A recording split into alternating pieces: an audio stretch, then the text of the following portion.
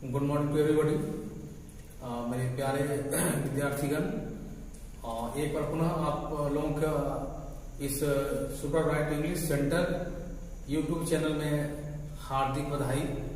और जैसा कि मैंने आपका वादा किया था आप लोगों से कि नया चैप्टर आप लोग के बीच लेकर आएंगे, तो आज बहुत ही खूबसूरत चैप्टर शुरू करने जा रहे हैं जिसका नाम है एम्फैटिक, जो कि आपका मैट्रिक, इंटर और कम्युनिकेशन में रहता है। तो ये चैप्टर को बहुत ही मैजिकल चीज के द्वारा आप लोग के बीच प्रस्तुत करने जा रहे हैं और पूरी उम्मीद है कि आप बहुत बारीकी से इसको समझेंगे और बहुत ही आप लाभान्वित होंगे इसमें। तो चलिए इस चैप्टर को स्टार्ट करने से पहले आप लोग से एक अनुरोध है कि आप मेरे इस super bright English centre YouTube channel को बड़ी भारी मात्रा में सब्सक्राइब करें और बेल आइकन को दबाएं और अपने दोस्तों के बीच शेयर करें, ताकि जो है मैसेज आपके दोस्तों के बीच कोने कोने तक पहुंचे और आप आराम से जो है इसका फायदा उठावें और ताकि हम बहुत बड़े उत्साह पूर्वक और मेहनत से काम करें और आपको और आगे बढ़ाने का काम करें। तो चलिए ज्यादा समय ना बिताते हुए, जो कि आपका महत्वपूर्ण समय है, और आप इसको देखें और इसको जो है एम्फैटिक चैप्टर शुरू करने जा रहे हैं। आराम से इसको पढ़ें और समझें। तो सबसे पहले एम्फैटिक sentence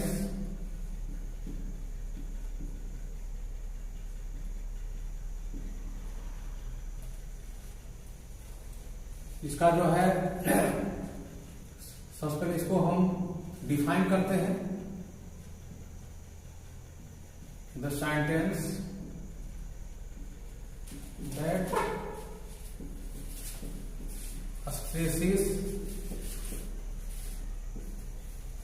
on a verb is called an emphatic sentence। ठीक है, इसका हिंदी में बता देता हूं। जिस वाक्य पर जो है क्रिया पर जोर डाले काम किया जाता है, अर्थात कोई क्रिया है उस पर जो है जोर डाले काम करता है, उसे एम्फैटिक सेंटेंस कहते हैं। एग्जाम्पल द्वारा बात करें, जैसे मैं पूछूं आई वेलकम यू,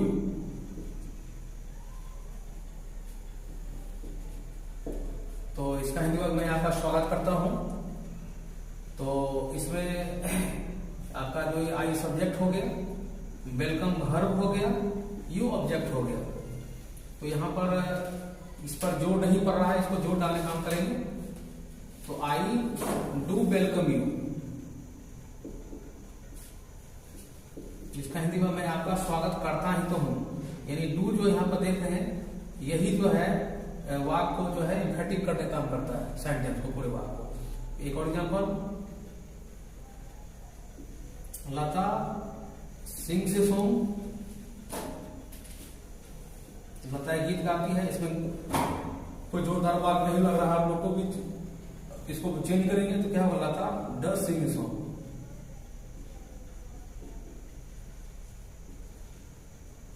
लता गीत गाती ही तो है। तो यही आपका जो है इसका फंडामेंटल चीज है। और फिर जो है एक और देखिए, आई रोट ए लेटर, तो मैंने पत्र लिखा, पास्ट इंडेफिनिट टेंस का वाक्य है। रोट यहां पर भेटू का काम कर रहा है, आई सब्जेक्ट हो गया और ये ऑब्जेक्ट हो गया। तो इसको जब चेंज करेंगे, जोरदार बात बनाएंगे, आई डिड, डिड के बाद भी लगता है, I did write a letter. ठीक है, मैं पत्र लिखता ही तो था। अब ध्यान देना है कि एम्फैटिक सेंटेंस को हम कैसे रिकॉग्नाइज करें, कैसे पहचान करेंगे। तो यहां पर आइडेंटिफिकेशन बताना चाह रहे हैं, कैसे आइडेंटिफिकेशन करना है। तो ध्यान देना है इसका। कि अगर किसी पे डू लगाना है, डज रहेगा और डिड रहेगा, ये तीन चीज जहां पर रहेगा वर्ब के पहले रहेगा, तो ये समझ जाइएगा कि यह जो है इंफैटिक सेंटेंस का वाक्य होगा। ध्यान देना इसमें, ठीक है। अब है कि जैसे अगर मैं पूछूं आप लोग से कि आई डू स्पीक इंग्लिश, इंफैटिक है? यस। कैसे इंफैटिक है? क्योंकि यहां पर डू लगा हुआ है। फिर रहेगा लता डज ईट ए मैंगो, इंफैटिक है ये? मैं आप लोग से पूछ रहा हूं। हाँ है, क्योंकि डज लगा हुआ है। I did invite you to the tea party, मैं आप लोग को चाय पार्टी पर बुलाता हूं, है इंफैटिक? यस इंफैटिक है, क्योंकि यहां पर डिड लगा हुआ है। ठीक है, तो समझ में आ गया इंफैटिक। इसका काम क्या होता है प्यारे बच्चे, डियर स्टूडेंट्स? इसका काम होता है मेनली कि it stresses on a verb, ये वर्ब क्रिया पर जोर डालने काम करता है। तो यहां तक समझ में आ गया होगा, और मैं यहां तक फिर आप इसको लिखिए, फिर आपका इसका जो आगे की ओर बढ़ेंगे।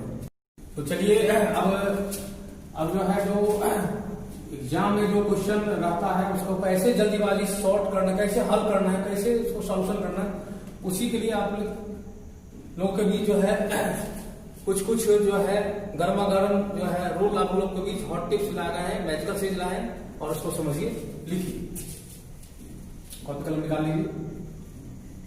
तो यहां पर आपका हो गया how to make emphatic sentence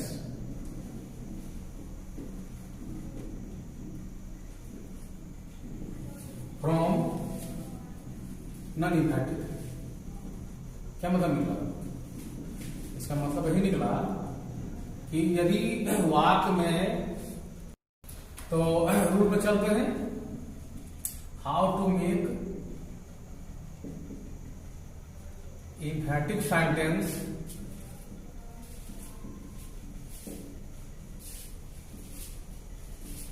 from non emphatic. First चिन्ह का प्रयोग कर दीजिएगा।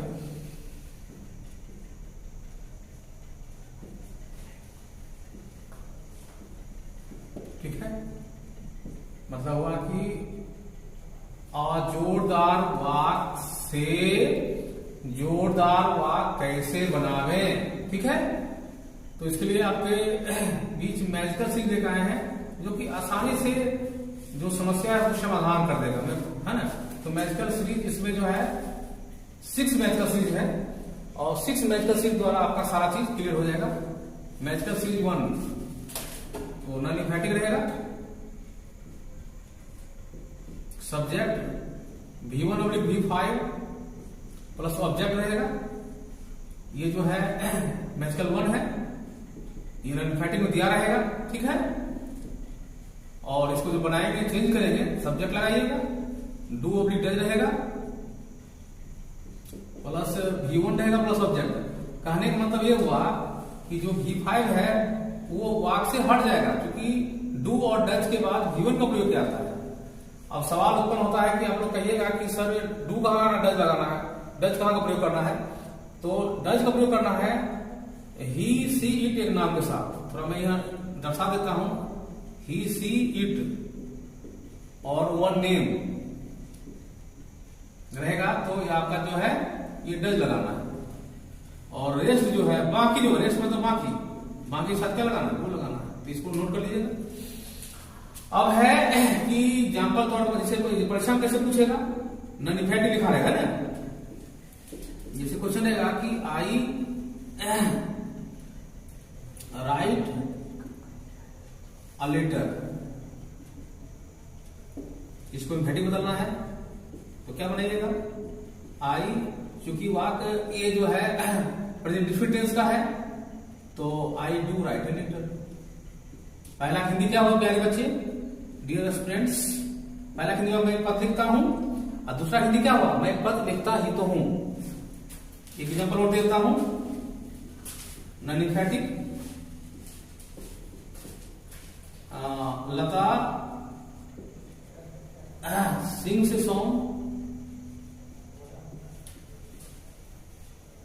एम्फैटिक बनाइएगा। मतलब क्वेश्चन में यदि इतना दिया रहेगा तो जब इसको बनाना है, लता थर्ड पर्सन है, डिफिनेटिव नहीं वाक है, तो इसके साथ क्या लिखा है अभी आप मतलब देख सकते हैं कि जो है यहाँ पर सी के लिए डज लगाना है, लता के लिए सी लगाना प्रोनाउन, लता डज सिंग और एस हट जाएगा, समझ गए ना। डज के बाद यहाँ पर वीओ लगा, जैसे आप देख सकते हैं वीओ लगा हुआ है, या वीओ लगा होगा, Lata does sing a song. Clear हो गया आगे समझ में। तो इसको जो है ये हो गया मैथ का सीरीज 1 हो गया। अब मैथ का सीरीज 1 के बाद 2 चलता हूं, तो यहां पर लिख देता हूं MS2, तो यहां पर रहेगा सब नॉन एम्फैटिक लिख दीजिए। सब्जेक्ट रहेगा V2 plus subject, past evidence का बात है, एम्फैटिक बनाइएगा, तो एम्फैटिक बनेगा तो सब्जेक्ट लगाइएगा, और यहाँ पर V2 पास्ट एविडेंस का इंडिकेशन दे रहा है, फिर डिट लगाना है, और डिट के बाद V2 बदल जाएगा किसमें, V1 में, प्लस सब्जेक्ट बनाया जाएगा। तो यहां पर इसका डिट का हिंदी हो जाएगा ही तो था, और इसका जो हिंदी अगर पूछेगा इसका हिंदी हो जाएगा ही तो है। ठीक है, तो यही इसका जोड़ देने काम करता है, ही तो है। एग्जाम्पल तौर की बात करें तो एग्जाम में रहेगा आपका क्वेश्चन, नॉन एम्फैटिक दिया रहेगा, जैसे रहेगा Virat hitted the half century against Aussie, Aussie मतलब ऑस्ट्रेलिया। ठीक है ना, विराट कोहली ने ऑस्ट्रेलिया के खिलाफ शतक लगाया, सॉरी 8 शतक लगाया, सॉरी। एम्फैटिक बनाना है, तो यहाँ पर पास्ट डिफिनेंस का बात है, V2 है, VT फॉर्म आ रहा है, तो विराट लिखेगा, और यहाँ पर जो यहाँ पर पास्ट डिफिनेंस के लेवल को देख सकते हैं, डिड लगाया गया है, तो विराट डिड, और हिटेड की जगह हिट हो जाएगा, हिट द मार्क्स सब्जेक्ट को उतार देना है, हाफ सेंचुरी अगेंस्ट ऑस्ट्रेलिया, या ऑसी कर सकते हैं, ऑस्ट्रेलिया भी सकते हैं, या ऑसी को भी कर सकते हैं। ठीक है, समझ में आ गया। तो अब 2 मैजिकल सीरीज 1 हो गया, मैजिकल सीरीज 2 हो गया। अब बढ़िया से इसको जो है समझ में आ ही गया होगा पूरा। अब इसको आराम से नोट डाउन भी कर लीजिए, कॉपी कलम लेके तैयार रखिए, नोट डाउन कर लीजिए, तब तक फिर आगे चलते।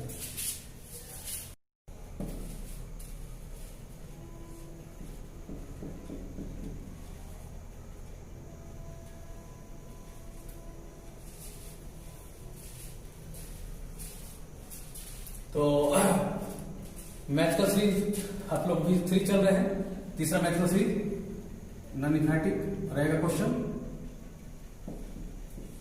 इसमें रहेगा सब्जेक्ट रहेगा, उसके बाद आपका जो है हैज या हैव रहेगा, प्लस यहां पर देखिए कि वर्ब की जगह नाउन रहेगा, क्या रहेगा, नाउन। ठीक है, एम्फैटिक बनाइएगा, तो सब्जेक्ट रहेगा, और यहां पर ध्यान देना है जो देख रहे हो, हैज के लिए लगाना है डज हैव, हैज के लिए डज हैव लगाना है, डज हैज नहीं लगेगा, और हैव के लिए डू हैव लगाना प्लस नाउन। इसको ऐसे समझिए, इसको हेल्प बॉक्स कर देते हैं, मददगार बॉक्स। इसमें क्या करना है जहां देखिएगा वहां पर डज हैव लगा देना है, और जहां पर हैव रहेगा वहां पर डू हैव लगा देना है। ठीक है, अब देखिए एग्जांपल तौर पर बात रहेगा,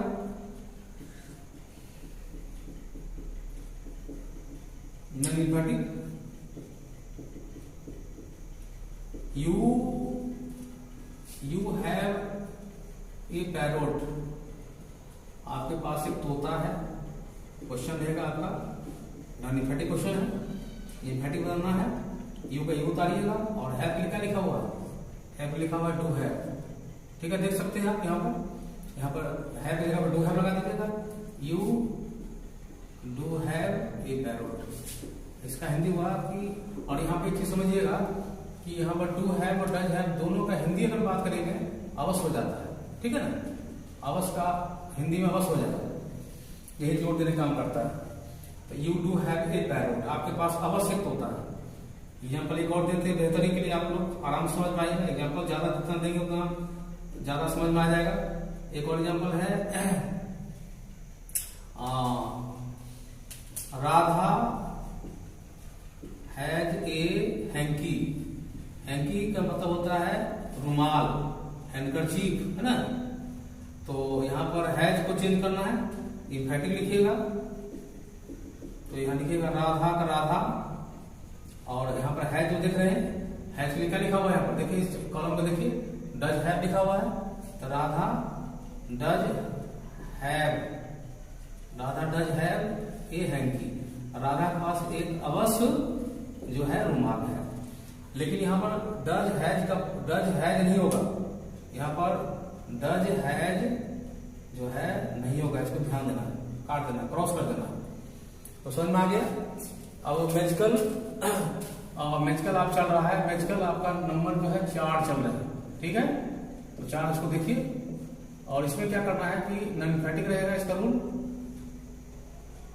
नॉन एम्फेटिक रूल हो गया, सब्जेक्ट रहेगा, और यहाँ पर आपका हैड लगाना है, क्या बोल लगाना है, हैड प्लस नाउन रहेगा।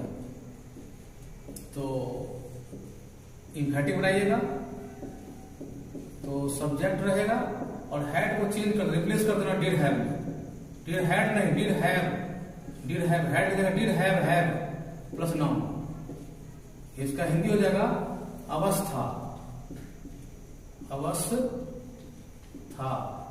तो आराम से तो 0 लेवल से बता रहे, समझ में आ जाएगा। टोटल एग्जाम्पल तौर पे बात करेंगे, जैसे नॉन एम्फेटिक रहेगा,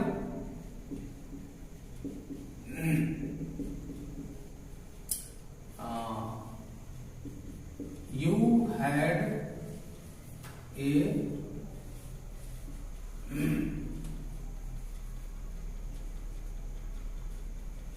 मोबाइल, एम्फेटिक बदलना है, यू हैड क्या लिखा हुआ, क्या बोले, हाँ यस सही बोले, did have, you did have a mobile, आपके पास अवश्य मोबाइल था, ठीक है। यहाँ तक तो यहाँ तक सब कोई समझ में आ गया। अब जो है MS यहाँ पर 5 लिख रहे हैं,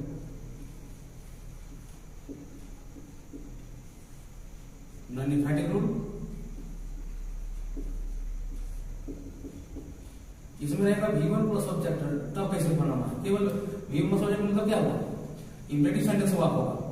बताए थे कि the sentence that refers to order advice request that is called imperative sentence, जिस वाक्य से आदेश सलाह विनती का बोध होता हो, और इसकी अगर रिकॉग्निशन करना है, पहचान करना है, इसमें आपको बताया गया था कि इसमें जो है V1 प्लस सब्जेक्ट रहता है, there is no subject in the imperative sentence, imperative sentence में सब्जेक्ट नहीं, महोदय गायब रहते हैं, इसलिए शुरुआत V1 प्लस सब्जेक्ट रहेगा। तो जब V1 प्लस सब्जेक्ट रहेगा तब कैसे इम्फेटिक बनाना है, इम्फेटिक यहाँ लिखिएगा, और यहाँ पर कुछ नहीं करना है, डू लगाना है, क्या लगाना है, डियर स्टूडेंट्स डू लगाना है, और V1 प्लस सब्जेक्ट को उतार देना है। ये डू का अर्थ क्या होगा, अवश्य हो जाएगा, ठीक है। अब इस एग्जाम्पल रहेगा हेल्प द पुअर,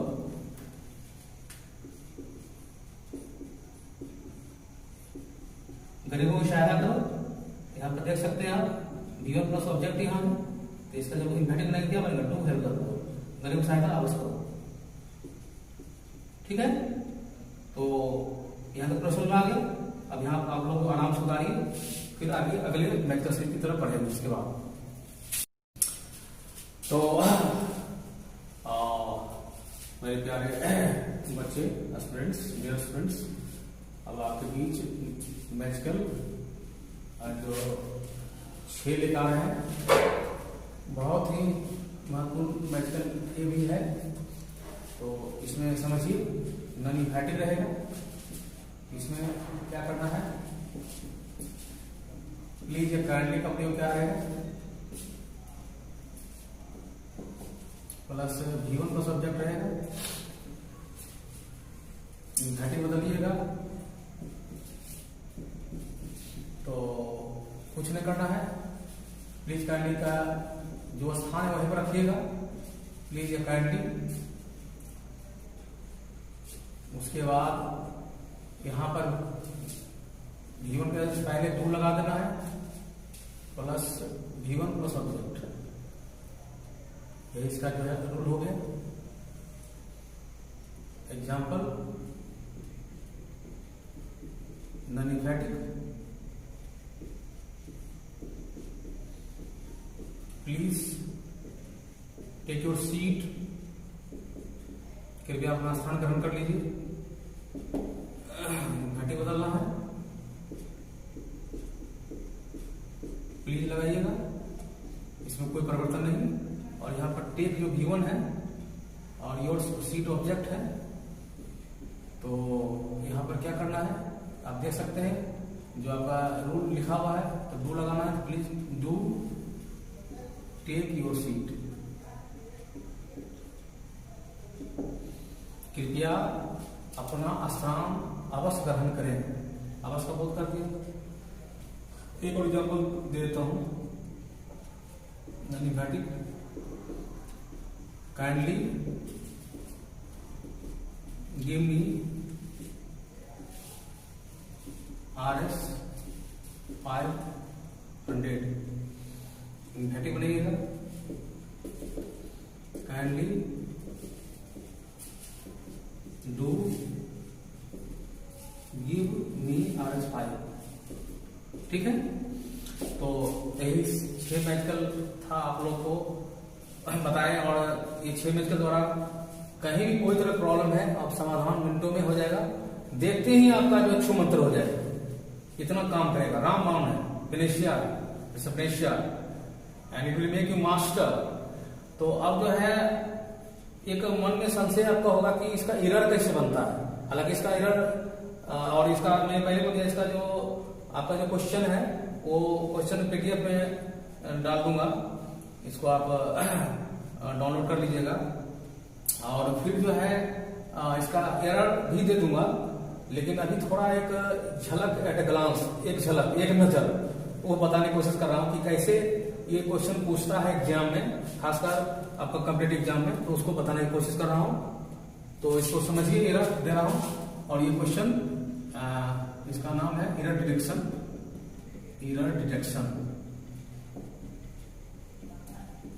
ठीक है ना, इसका नाम है। तो इसका स्पेशल भी पैकेज रहेगा, लेकिन थोड़ा ही बता रहे, थोड़ा हेल्प करता हूं। एरर डिटेक्शन मतलब गलती का पता लगाना। तो इसमें जो है जैसे क्वेश्चन है,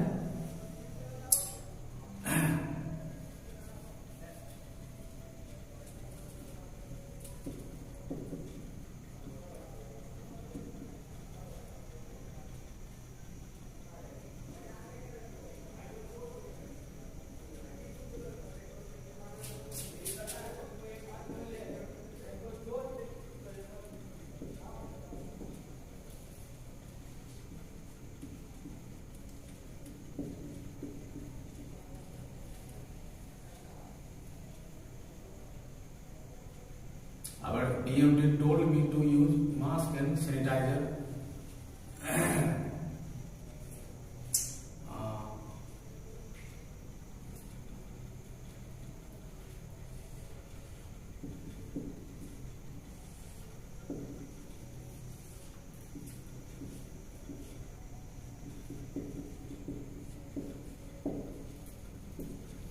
ये क्वेश्चन आप देख सकते हैं, our DMD told me to use mask and sanitiser.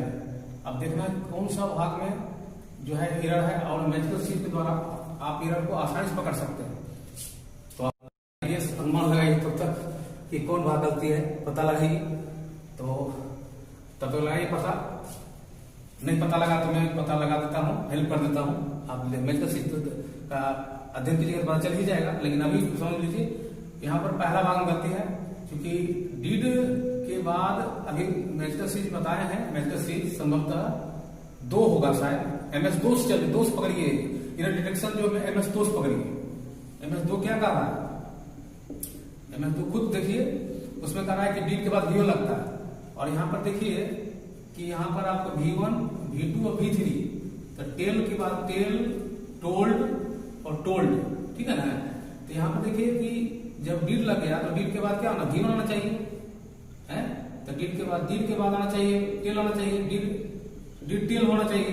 तो यहाँ पर डील टोल्ड लगा दिया, तो यही भाग गलती है, यही इनर डिरेक्शन होगा। आए समझ में, तो यही समझना number 1।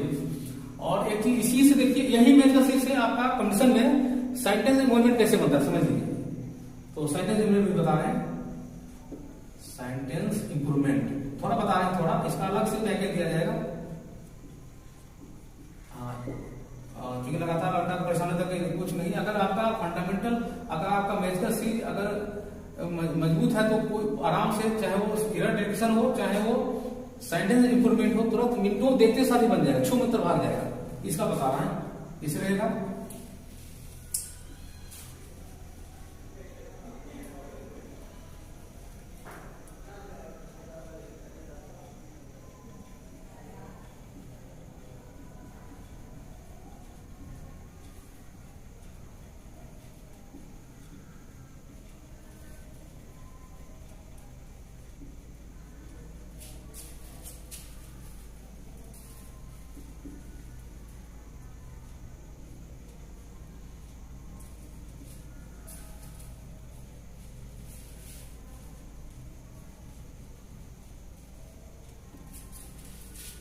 Lalu Yadav does help the poorest of the poor.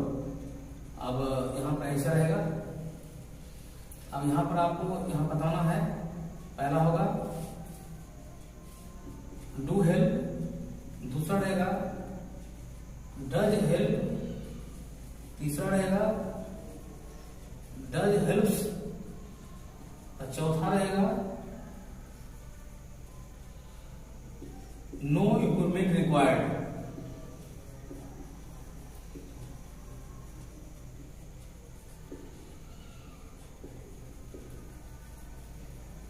ठीक है, तो आप देखिए कि क्या करना, कैसे बनाना है, छोटा सा बारीकी से अपने कैसे तुरंत बनाना है। तो यहाँ पर Lalu Yadav does help the, तो आप यहाँ इसको देखिएगा कि यहाँ पकड़ना है डज हेल्प। इसके लिए आपको MS1 चलना पड़ेगा, मैजिकल सीरीज 1। मैजिकल सीरीज 1 क्या कर रहा है कि डज के बाद V1 लगता है, तो यहाँ पर डज हेल्प्स लगा दिया। तो कौन सा भाग सुधार करने हो सकता है, यहाँ पर अंडरलाइन क्या हुआ, तो अंडर सुधार करने हो सकता है डज हेल्प, सही क्या हो जाएगा, B भाग डज हेल्प होगा, आंसर क्या हो जाएगा डज हेल्प, यानी यही बी भाग आंसर होगा। ठीक है ना, तो इसी तरह का छोटा छोटा चीज है आपको पूरा बताया जाएगा, और इसी के साथ चैप्टर समाप्त कर रहे हैं। और आपका एक पॉइंट से बता दिया गया, और अगला चैप्टर जो नया चैप्टर शुरू करेंगे, एक और इससे भी महत्वपूर्ण चैप्टर आने वाला है, उसको शुरू करेंगे। तब तक आप लोग सुना एक बार, तमाम मेरे डियर स्टूडेंट्स और मेरे जितने भी लड़के जो है YouTube channel super bright English centre YouTube channel जो देख रहे हैं, तो उनसे मेरा गुजारिश है कि वह लगातार मेरे चैनल को सब्सक्राइब करते जाइए, और लाल जो है बटन को दबाते जाइए, और अपने दोस्तों की शेयर कीजिए।